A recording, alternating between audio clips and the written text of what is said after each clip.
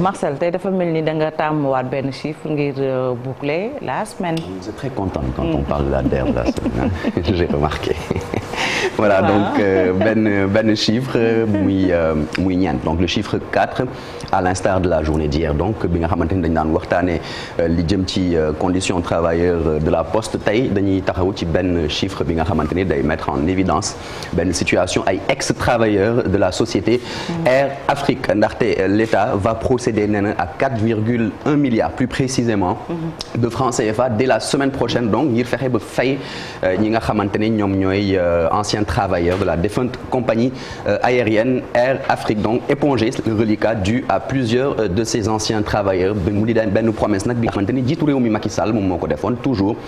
ci li nga xamante ni moom mooy journée bu doon marqué cérémonie remise des cahiers de doléances des centrales syndicales donc plus précisément le 3 mai passé. aywa ex-travailleurs yi concerné ñan ci ban lim la ñu toll. voilà donc ex-travailleurs yi ñoom bu ñu sukkandikoo ci ki nga xamante ni moom mooy ministre des finances et du budget Abdoulaye Daouda Diallo mu doon def benn déclaration juróom-ñetti fan ci weeru décembre atum 2021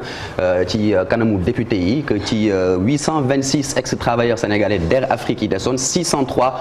ont été indemnisés intégralement donc ñi ci des fu mu nekk nii mooy 223 travailleurs ñoom ñoo des daal ngir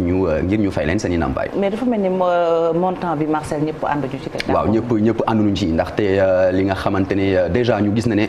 diggante décision bi Macky Sall jël muy di accord ci wàllu boobu noonu fay indemnité yooyu noonu ba ci décision procéder au versement ñeenti weer ñoom ñoo leen séparé waaye nag dafa mel ni affaire bi ça ne semble pas classé ndaxte parmi comme ni nga ko waxee soxna Fati les 223 ex-travailleurs de la défunte compagnie aérienne panafricaine benn catégorie dañu estimer daal ni que montant bi dafa néew correspondrul ak seeni droit loolu waral ñu ne dañuy régler situation bi devant la justice qu'il qualifie de la plus longue liquidation judiciaire de l'histoire mondiale de l'industrie du transport aérien donc bu ñu sukkandikoo ci yooyu les ex-travailleurs l'État du Sénégal sous Maître Wade puis sous Macky Sall a longtemps détourné l'argent du fonds social constitué de redevances aéroportuaires ak taxes sur le handling créé donc pour contribuer à leur désintéressement donc Sénégal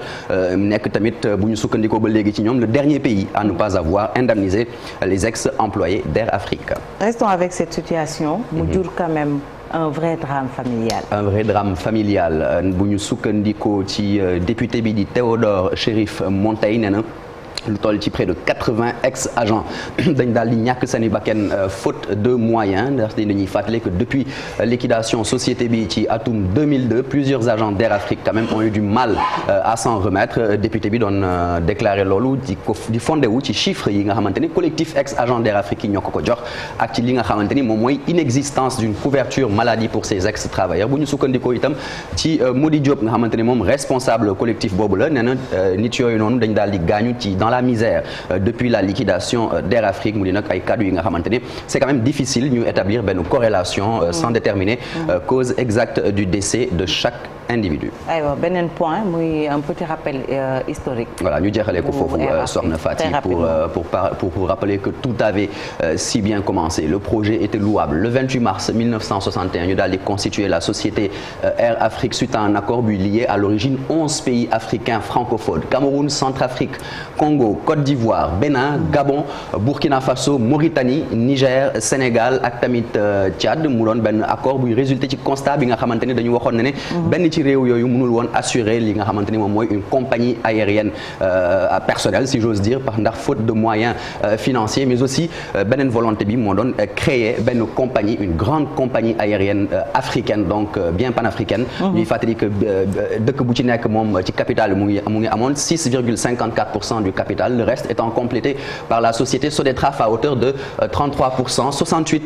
Togo daal di rejoindre le capital de Air Afrique le Cameroun moom daal ci retiré wu en 71 le Gabon tamit daal di koy def en 1976 ñuy fàttali que le siège social se trouvait à Abidjan donc en Côte d'Ivoire et que le premier directeur général de cette compagnie était un Sénégalais Cheikh Babacar Fall décédé en 2010 ñuy fàttali que effectif bi da doon employé lu ëpp 5000 employés flotte bi tolloon ci 16 avions ñu gis na ne que lu jëm ci wàllu compagnie boobu lu ko daal di surtout gën a suuxal mooy li nga xamante ni moom mooy les chocs pétroliers waaye tamit gestion calamiteuse yi ñu daal di faral di décrier et aucun de ces derniers directeurs généraux ne parvint à rétablir